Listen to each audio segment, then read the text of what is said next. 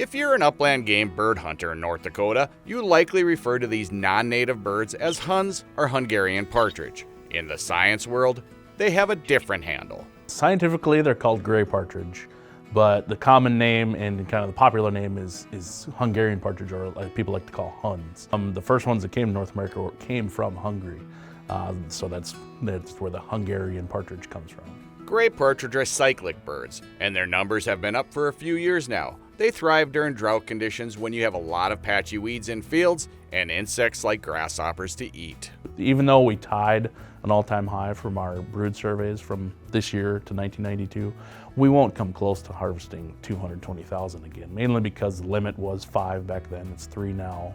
And then just access, back then, basically, there weren't too many posted signs. A colorful bird, partridge are smaller than the ring-necked pheasant and the sharp-tailed grouse.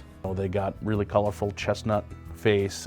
Their fan is really beautiful. Later in the year, the tips are really chestnut. The bellies are nice gray, sometimes a little bit whiter in females. They have very colorful wings. Gray partridge were introduced in North Dakota by the Game and Fish Department in the early 1920s.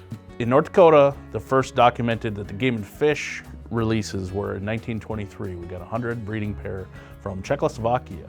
And they released those the following year, 1924. And they did around 7,500 the next, 10, 15 years. Once partridge numbers got to a sustainable level, the department opened a hunting season. Mid-1930s, we did open season.